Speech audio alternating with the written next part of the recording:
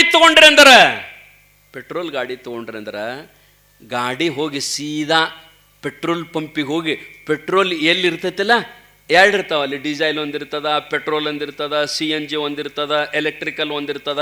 ನಿಂದು ಗಾಡಿ ಪೆಟ್ರೋಲ್ ಅದ, ಎಲ್ಲಿ ಹೋಗಿ ತರಬ್ತೀಯಪ್ಪ? ಪೆಟ್ರೋಲ್ ಅಂತ ಎಲ್ಲಿ ಬರ್ದಿರ್ತಾರೆ ಅಲ್ಲೇ ಹೋಗಿ ತರಬ್ತಿ. ಮತ್ತು ಅಷ್ಟ ಅಲ್ಲ, ನಿನ್ನ ಗಾಡಿ ಕ್ಯಾಪ್ ಮೇಲೆ, ಗಾಡಿ ಕ್ಯಾಪ್ ಏನಿರ್ತದಲ್ಲ, ಪೆಟ್ರೋಲ್ ಹಾಕುದು ಅಲ್ಲಿ ಕ್ಯಾಪ್ ಏನಿರ್ತದಲ್ಲ ಅದ್ರ ಮ್ಯಾಗ ಬರ್ಸಿರ್ತಾನೆ ಮತ್ತೇನು, ಪೆಟ್ರೋಲ್ ಡೀಸೈಲ್ ಅಂತ ಬರೆದಿರ್ತಾನೆ. ಮತ್ತ ಅಲ್ಲಿ ಹೋಗಿ ನಿಂತು ಮತ್ತೇನು ಮಾಡ್ತಾನಂದ್ರ ಅವಾಗ 4 ಸಲ ಕೇಳೋದು, ಡೀಸೈಲ್ ಹಾಕಬೇಕು, ಡೀಸೈಲ್ ಗಾಡಿ ಇದ್ರೆ ಡೀಸೈಲ್, ಪೆಟ್ರೋಲ್ ಗಾಡಿ ಇದ್ರೆ ಪೆಟ್ರೋಲ್ ಅಂತ ಹೊಳ್ಳಿ ಹೇಳ್ತಿ ಅವಾಗ ಕನ್ಫರ್ಮೇಶನ್ ಸಲುವಾಗಿ.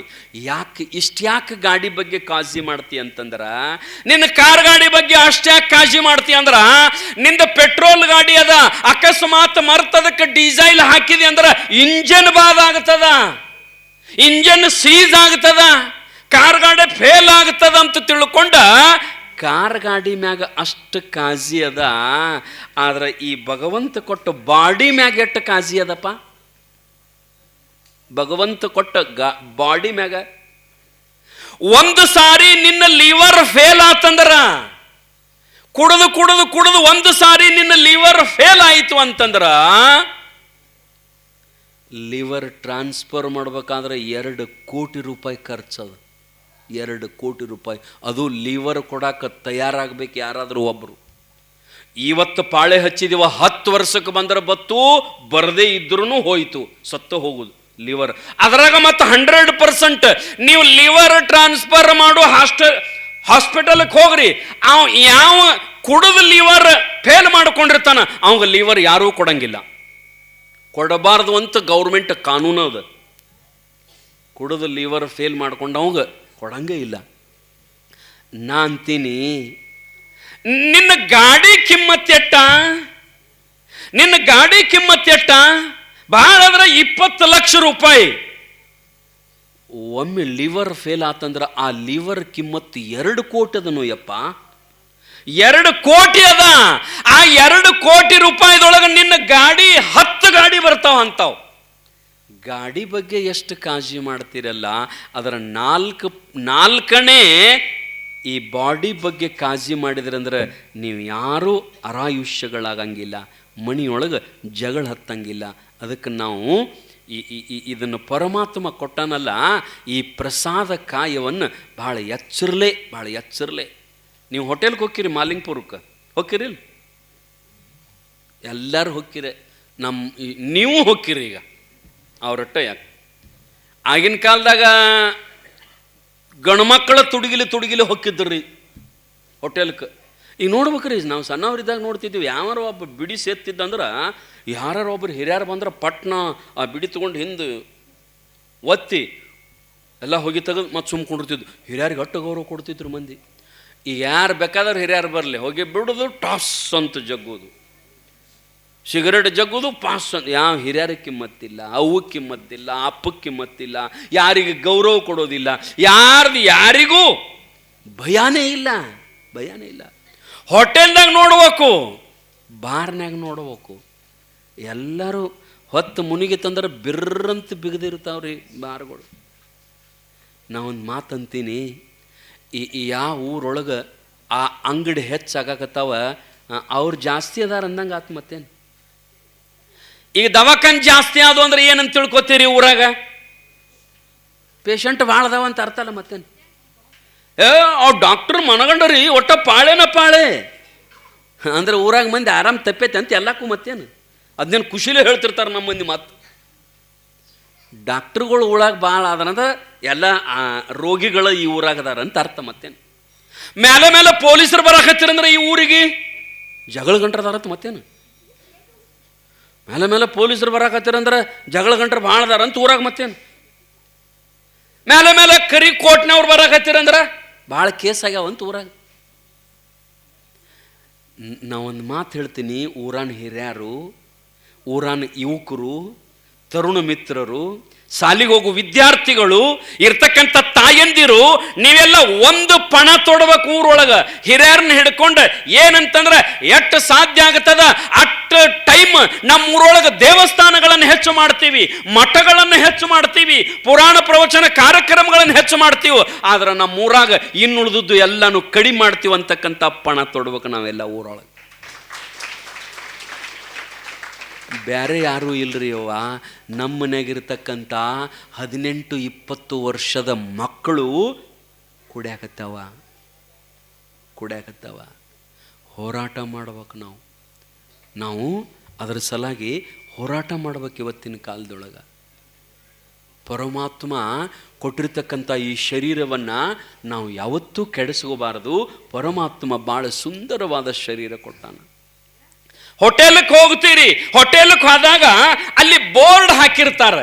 ಏನು ಬೋರ್ಡ್ ಹಾಕ್ಯಾರಂತಂದ್ರ, ನೀವು ಏನು ತಿಂತೀರಿ ಎಲ್ಲಾನು ಫ್ರೀ. ಹೋಟೆಲ್ ಖಾಲಿ ಹಾಕತ್ತೀರಿ ಹಂಗಂದ್ರೆ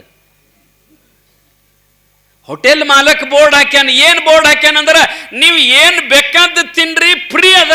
ಆದ್ರೆ ಸಂಡಾಸ ವಾಂತಿ ಹತ್ತಿದ್ರೆ ನಮ್ಗೆ ಗೊತ್ತಿಲ್ಲ, ಅದನ್ನೂ ಒಂದು ಬರ್ದಾರ. ಅದ್ರ ಕೂಡ ಯಾರು ಹೋಗ್ಕಿರಿನ ಹೋಟೆಲ್ಗೆ ಹೋಗಿರಿ, ಎಲ್ಲ ಫ್ರೀ ಅದ. ಕರೆ ಸಂಡಾಸ ವಾಂತಿ ಹತ್ತಿರ ನಮ್ಮ ಜವಾಬ್ದಾರಿ ಇಲ್ಲ, ನಮಗೆ ಗೊತ್ತಿಲ್ಲ. ಅದು ನಿಮಗೆ ಯಾರು ಎದಕ್ಕೆ ಬೇಕಾಗಿತ್ತು ಮರ?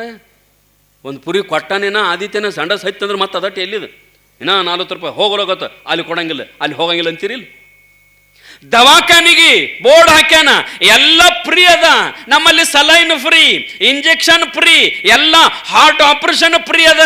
ಆದ್ರೆ ಸತ್ರ ನಮಗೆ ಗೊತ್ತಿಲ್ಲ. ಏನು ಸತ್ರ ನಮಗೆ ಗೊತ್ತಿಲ್ಲ. ಯಾರು ಹೋಗಿರ ದವಾಖಾನೆ? ಅಲ್ಲಿನೂ ಒಮ್ಮೆ ಸಾಯಕ್ಕೆ ಹೋಗುದಾದ್ರೆ ಅಲ್ಯಾಕೆ ಹೋಗುದು. ಬಸ್ ಫ್ರೀ ಅದಾವ, ಬ್ರೇಕ್ ಫೇಲ್ ಅದ, ಹತ್ತಿರೇನು? ಬಸ್ ಫ್ರೀ ಅದ, ಬ್ರೇಕ್ ಫೇಲ್ ಅದ. ಕಂಡಕ್ಟರ್ ಮೊದಲ ಹೇಳ್ತಾನವ, ಈ ಟಿಕೆಟ್ ಇಲ್ರಿ, ರಾಕ್ ಇಲ್ರಿ, ಹತ್ರ ಕರೆ. ಎಲ್ಲಿ ಹೋಗಿ ಆಕ್ಸಿಡೆಂಟ್ ಆಕತ್ ನಮ್ಗೆ ಗೊತ್ತಿಲ್ಲ. ನಮಗೆ ಯಾವಾಗ ಬ್ರೇಕ್ ಫೇಲ್ ಆಕತಿ ಗೊತ್ತಿಲ್ಲ. ಯಾರ್ಯಾರು ಹತ್ತಿರಿ, ಹೋಗಿ ಶಾಣದಿ ಒಂದಿಡವ ನಮ್ಮನ್ನು ಹತ್ತಂಗಿಲ್ಲ. ಇಟ್ಟೆಲ್ಲ ಅಂತೀರಿ, ನೀವು ದಿವಸ ಕುಡಿಯೋ ಬಾಟ್ಲಿ ಮ್ಯಾಗ ಬರದಾರ್ರಿ ಅಪ್ಪ. ನೀವು ಯಾವ್ದು ಬೇಕಾದ ಬಾಟಲ್ ತಗೋರಿ, ಯಾವ್ದು ಬೇಕಾದ ನಶ ಆಗತಕ್ಕಂಥ ಬಾಟ್ಲಿ ತಗೋರಿ, ಬಾರಿಗೆ ಹೋಗಿ ಆ ಬಾರಿಗೆ ಹೋಗಿ ತಗೊಂಡ ಬಾಟ್ಲಿ ಓದ್ರಿ, ಅದ್ರ ಮ್ಯಾಗ ಬರದಾರ, ಇದನ್ನು ಕುಡಿಯೋದರಿಂದ ಪ್ರಾಣಕ್ಕೆ ಹಾನಿ. ಅಕಸ್ಮಾತ್ ನೀವು ಸತ್ರ ನಾವು ಜವಾಬ್ದಾರರಲ್ಲ. ಅದ್ರ ಮ್ಯಾಗ ಬರ್ದಾರ ಅದ್ರ ಮ್ಯಾಗ. ಗುಟ್ಕಾ ಚೀಟ್ಗಳು ನೋಡ್ರಿ, ಅದ್ರ ಮ್ಯಾಗ ಬರ್ದಾರ ಏನು, ಇದನ್ನು ತಿಂದು ನಿಮಗೆ ಏನಾರ ಆದ್ರೆ ನಾವು ಜವಾಬ್ದಾರರಲ್ಲ. ಅದ್ರ ಮ್ಯಾಗ ಬರ್ದಾರ. ಮತ್ತು ಅದ್ರ ಮ್ಯಾಗ ಬರೆದ್ರೂ ಅದನ್ನು ತಿಂತೀರಿ ಕುಡಿತೀರಿ ಅಂದ್ರೆ ನಮಗೆ ಶಾಣೆ ಅನ್ಬೇಕೋ ಮೂರ್ಖರು ಅನ್ಬೇಕೋ? ಬೈಬೇಡ್ರಪ್ಪ. ಮತ್ತು ತಿನ್ನೋರು ಕೂಡ ಅವರು ಎರಡು ಸಾಧ್ಯ ಆಗ್ತದೆ. ಅಷ್ಟು ನಾವೇನಪ್ಪ ಅಂತಂದ್ರೆ ಒಳ್ಳೆಯತನದಿಂದ ನಾವು ಬದುಕನ್ನು ಕಟ್ಕೋಬೇಕು. ಭಗವಂತ ಈ ಶರೀರ ಹಳ್ಳಳ್ಳಿ ಕೊಡಂಗಿಲ್ರಿ. ಇದು ಏನು, ಒಮ್ಮೆ ಮನುಷ್ಯರಾಗಿ ಹುಟ್ಟಿ ಬಂದೀರಿ ಮುಗೀತು. ಮುಂದಿನ ಜನ್ಮದೊಳಗೆ ಮನುಷ್ಯರಾಗಿ ಹುಟ್ಟುತ್ತೀರಿ ಅನ್ನೋದೇನು ನಿಮಗೆ ಖಾಯಮದ, ಖಾತ್ರಿ ಅದ? ಇಲ್ಲ. ಏನೋ ಪರಮಾತ್ಮ ಹೇಳ್ಯಾರಲ್ಲ, ದುರ್ಲಭ. ಇದು ಅಷ್ಟು ಸರಳ ಸಿಗಂಗಿಲ್ಲ. ನೀವು ಇನ್ಕ್ವೈರಿ ಮಾಡಿದ್ರೆ ಜಗತ್ತಿನೊಳಗೆ ಎಷ್ಟು ಕೋಟಿ ನಾಯಿಗಳದಾವ, ಎಷ್ಟು 100 ಕೋಟಿ ದನ ಅದಾವ, ಆಕಳದಾವ, ಹೋತದಾವ, ಎಮ್ಮೆದಾವ, ಎಷ್ಟೋ ಅದಾವ. ಆದ್ರೆ ಅವೆಲ್ಲವುಗಳನ್ನು ಬಿಟ್ಟು ನಮಗೆ ಮನುಷ್ಯ ಜನ್ಮ ಕೊಟ್ಟಾನ ಪರಮಾತ್ಮ ಅಂತಂದ್ರೆ ಇದು ಅವನು ದೇವರೇನು ಪುಗ್ಶೆಟ್ಟಿ ಕೊಟ್ಟಿಲ್ರಿ. ಮತ್ತು ಪರಮಾತ್ಮನೂ ಪುಗ್ಶೆಟ್ಟಿ ಕೊಟ್ಟಿಲ್ಲ. ನೀವು ಹಿಂದಿನ ಜನ್ಮದೊಳಗೆ ಸಾವಿರ ಪಟ್ಟು ಪುಣ್ಯ ಮಾಡಿರಂತ ತಿಳ್ಕೊಂಡು ಆ ಪುಣ್ಯದ ಪ್ರಭಾವದಿಂದ ನಿಮಗೆ ಮನುಷ್ಯ ದೇಹ ಸಿಕ್ಕದ. ಅದಕ್ಕೆ ಸಂತರು ಬರೀತಾರೆ ನೋಡ್ರಿ, ಪಾಪ ಪುಣ್ಯ ಕರುಣಿ ಜನ್ಮ ಏತ ಪ್ರಾಣಿ. ಪಾಪ ಪುಣ್ಯ ಸಮತೋಲನ ಆಯಿತು ಅಂದ್ರೆ ಮನುಷ್ಯರಾಗ್ತಾರಂತ, ಪಾಪ ಹೆಚ್ಚಾತಂದ್ರೆ ಪ್ರಾಣಿಗಳಾಗ್ತಾರಂತ, ಪುಣ್ಯ ಹೆಚ್ಚಾತಂದ್ರ ದೇವತೆಗಳ ಜನ್ಮ ಬರ್ತದಂತ. ನೀವೆಲ್ಲ ಮನುಷ್ಯರಾಗಿ ಹುಟ್ಟಿ ಬಂದಿರಿ ಅಂದ್ರೆ ಹಿಂದಿನ ಜನ್ಮದೊಳಗೆ ಭಾಳ ಪುಣ್ಯ ಮಾಡಿರಿ, ಅಂದಾಗ ಮನುಷ್ಯರಾಗಿ ಹುಟ್ಟಿ ಬಂದಿರಿ. ಮತ್ತು ಇನ್ನು ಮುಂದೆ ನೀವು ಪ್ರಾಣಿಗಳಾಕಿರೋ ಮನುಷ್ಯರಾಕಿರೋ ಅನ್ನೋದು ನಿಮಗೆ ಪಕ್ಕ ಗೊತ್ತದ. ಈಗ ಸದ್ದು ಯಾಕಂದ್ರೆ ನಾ ಈಗ ಸೂತ್ರ ಹೇಳಿಲ್ಲ ಏನು, ಯಾರ ಪಾಪ ಹೆಚ್ಚು ಮಾಡಿರಲಿಲ್ಲ ಅವ್ರ ಮುಂದೆ ನಾಯಿ ನರಿ ಕತ್ತಿ ಹಂದಿ ಆಗಿ ಹುಡ್ತಾರೆ. ಯಾರ ಪುಣ್ಯ ಹೆಚ್ಚು ಮಾಡ್ಯಾರಲ್ಲ ಅವರು ದೇವತೆಗಳಾಗಿ ಹುಟ್ಟುತ್ತಾರೆ. ಇನ್ನು ಪಾಪ ಪುಣ್ಯ ಸಮ ಆಗಿತ್ತು ಅಂದ್ರೆ ಮನುಷ್ಯರಾಗಿ ಹುಟ್ಟುತ್ತಾರೆ. ಈಗ ನೀವು ಇಟ್ಟು ವರ್ಷ ಬದುಕೇರಲ್ಲ, ಪಾಪ ಹೆಚ್ಚು ಮಾಡಿರೋ ಪುಣ್ಯ ಹೆಚ್ಚು ಮಾಡಿರೋ ಏನು ಅಡ್ಡು ಬರೋಬರಿ ಮಾಡಿರೋ? ನಿಮ್ಮ ಮನಸ್ಸು ಹೇಳಾಗತ್ತದ ಮಾಡಿದ್ರಾಗ ಒಟ್ಟು ಪಾಪ ಹೆಚ್ಚಾಗ್ಯದ ರೀ ಸ್ವಾಮಿ, ಒಟ್ಟು ಪಾಪ ಹೆಚ್ಚಾಗ್ಯದ ರೀ. ಮತ್ತು ಮುಂದೆ ಏನಾಕ್ಕಿರಿ ಹಂಗಾರ? ಅದಕ್ಕೆ ಇನ್ನು ಉಳಿದ ಟೈಮರ ಹೆಚ್ಚು ಪುಣ್ಯ ಮಾಡ್ರಿ, ಮನುಷ್ಯರಾಗಿ ಹುಟ್ಟು ಬರ್ಬೇಕಲ್ಲ. ಇಂದು ಮಾಡಿದ ಪುಣ್ಯವನ್ನು ಮುಂದುಂಡುಡಬೇಕಾತ್ಮ, ಹಿಂದೆ ಮಾಡಿದ ಪುಣ್ಯವನ್ನು ಇಂದುಂಡುಡಬೇಕಾತ್ಮ. ಇವತ್ತು ನೀವು ಉಣ್ತೀರಿ, ಇವತ್ತು ನೀವು ತಿಂತೀರಿ, ಇವತ್ತು ನೀವು ಉಡ್ತೀರಿ, ಇವತ್ತು ನೀವು ಗಾಡಿ ಹತ್ತೀರಿ, ಇವತ್ತು ದೊಡ್ಡ ಮನೆ ಕಟ್ಟಿರಂದ್ರ ನೀವು ಹಿಂದೆ ಪುಣ್ಯ ಮಾಡಿರಂತೆ. ಇದೆಲ್ಲ ಪರಮಾತ್ಮ ನಿಮಗೆ ಕೊಟ್ಟಾನ. ನೀವು ಪುಣ್ಯ ಮಾಡಲಿಲ್ಲ ಅಂದ್ರೆ ಇದು ಯಾವುದು ಸಿಗ್ತಿದ್ದಿಲ್ಲ ನಿಮಗೆ. ನಿಮ್ಮ ಬಾಯಿಲ್ನೇ ಅಂತೀರಿ ನೋಡ್ರಿ, ಭಾಳ ದೊಡ್ಡ ಸಾಹುಕಾರ, ದೊಡ್ಡ ದೊಡ್ಡ ಕಾರ್ಗಡೆ, ದೊಡ್ಡ ಹೊಲ, ಭಾಳಟ ಬಂಗಾರ ಇತ್ತಂದ್ರೆ ನೀವು ಏನಂತೀರಿ? ಎಲ್ಲ ಭಾಳ ಪುಣ್ಯ ಮಾಡ್ಯಾರ್ರಿ ಹಿಂದೆಲ್ಲ ಅವರು, ಅಂದಾಗಿಟ್ಟೆಲ್ಲ ಸಿಕ್ಕದ ಅಂತೀರಿಲ್ಲ ನೀವು. ಮತ್ತು ಎಲ್ಲ ಹಿಂದೆ ಭಾಳ ಪುಣ್ಯ ಮಾಡ್ಯಾರ್ರಿ ಅಂದಾಗಿಟ್ಟೆಲ್ಲ ಸಿಕ್ಕದ ಅಂದ್ರೆ ಖಾತ್ರಿಲ್ಲ ಇದೆ. ಮತ್ತು ನಾವು ಹಿಂದೆ ಪುಣ್ಯ ಮಾಡಿದ್ರೆ ನಮಗೆ ಮುಂದೆ ಚಲೋ ಸಿಗ್ತದೆ ಅನ್ನೋದು ಖಾತ್ರಿನೇ ನಿಮ್ಮ ಮಾತಿನ ಮ್ಯಾಗ. ಅಥವಾ ಒಬ್ಬೊಬ್ಬರು ಯಾರ ರೋಗ, ಕೆಟ್ಟ ರೋಗ ಆಗಿತ್ತು, ಬಡತನ, ಒದ್ದಾಡಿ ಸಾಯ್ತಿದ್ದು, ಭಿಕ್ಷಾ ಬೇಡ್ತಿದ್ದು ಅಂದ್ರೆ ನೀವು ಅಂತೀರಿ ನೋಡ್ರಿ, ಹಿಂದಿನ ಜನ್ಮದಾಗ ಏನು ಪಾಪ ಮಾಡ್ಯಾವ ಯಾಂಬಲ ಅಂತೀರಿಲ್ಲ. ಅಂದ್ರೆ ಮತ್ತೆ ಪಾಪ ಮಾಡಿದಾಗ ಅಂಥದ್ದು ಬರ್ತೈತೆ ಅನ್ನಂಗೆ ಆತ್ಲ. ಮತ್ತು ನಿಮಗೆ ಅಂಥದ್ದು ಬೇಕು, ಮುಂದೆ ಅಂಥದ್ದು ಬೇಕು. ಯಾವ್ದು ಬೇಕು ರೀ? ಯಾವ್ದಾರ ಯಾಕಿರಲಿಲ್ಲ ಸ್ವಾಮಿ, ಏನು ಮಾಡೋದಿನ ಮತ್ತು ಮಾಡೋದು ಮಾಡೀವಿ ನಾವು, ಸುಳ ಎಲ್ಲಿದು ಮಾರಾಯ ಅಂತೀರಿ. ಅದಕ್ಕೆ ಅಕ್ಕ ಮಹಾದೇವಿ ಅಂದಳು ನೋಡ್ರಿ, ಏನು ಚಂದ ಬರೀತಾಳ. ಹಿಂದನ ಜನ್ಮಗಳು ಏನಾದರೂ ಆಗಲಿ ಮುಂದೆ ನೀ ಕರುಣಿಸ ಚೆನ್ನ ಮಲ್ಲಿಕಾರ್ಜುನ. ದೇವ್ರ ಮುಂದೆ ಬೇಡ್ಕೋರಿ, ಹೇ ಪರಮಾತ್ಮ ನನಗೆ ತಿಳಿಲಾರದ, ನನಗೇನು ಗೊತ್ತಾಗಲಾರದ, ನಾನು ಪಾಪ ಮಾಡೀನಿ, ನಾನು ಅಲ್ಲದ್ದು ಮಾಡೀನಿ, ನಾನು ಮೋಸ ಮಾಡೀನಿ, ನಾನು ಅನ್ಯಾಯ ಅಧರ್ಮ ಮಾಡೀನಿ, ಇನ್ನೊಬ್ಬರ ಕಣ್ಣೊಳಗೆ ನೀರು ಬರುವಂಗ ಮಾಡೀನಿ, ಇನ್ನೊಬ್ಬರ ಆಸ್ತಿ ಲಪಟಾಯಿಸೇನಿ, ಇನ್ನೊಬ್ಬರ ರೊಕ್ಕ ಮುಣಗಿಸೇನಿ, ಏನೋ ತಿಳಿಲಾರದ ಮಾಡೀನಿ. ಇನ್ನು ನನ್ನ ಜೀವನದೊಳಗೆ ನಾ ಎಂದೂ ಮಾಡಂಗಿಲ್ಲಪ್ಪ ಹಂಗ, ನನ್ನ ಜೀವನದೊಳಗೆ ನಾ ಎಂದೂ ಮಾಡಂಗಿಲ್ಲ. ಎಷ್ಟು ಸಾಧ್ಯ ಆಗ್ತದ ಅಷ್ಟು ನಂದರೊಳಗೆ ನಾ ಬದುಕ್ತನ ಪರಮಾತ್ಮ ಅಂತ ಪರಮಾತ್ಮನ ನಿಂತ ಕ್ಷಮಾ ಬೇಡ್ರಿ, ಮಾಫಿ ಮಾಡಂತ ಹೇಳ್ರಿ. ಅವನಿಗೆ ಭಾಳ ದೊಡ್ಡ ಗುಣದ ಅವದಾನ ದೇವ್ರ, ಭಾಳ ದೊಡ್ಡ ಗುಣ ಆಯ್ತು ಅವನಲ್ಲಿ. ಎಂತೆಂಥವ್ರನ್ನ ಕ್ಷಮಾ ಮಾಡ್ಯಾನ್ರಿ ದೇವ್ರ. ಶ್ವೇತನೆಂಬ ಪಾಪಿ, ಶ್ವೇತ ಅಂತಕ್ಕಂಥ ಒಬ್ಬ ಮಹಾಪಾಪಿ ಜೀವನದೊಳಗೆ ಅವನಂಥ ಪಾಪನೇ ಯಾರೂ ಮಾಡಿಲ್ಲ. ಅಷ್ಟು ದೊಡ್ಡ ದೊಡ್ಡ ಸುಮಾರು ಕೆಲಸ ಮಾಡಿದ್ದವ. ಆದರೆ ಪರಮಾತ್ಮ ಅವನ ಕ್ಷಮಾ ಮಾಡಿಬಿಟ್ರಿ.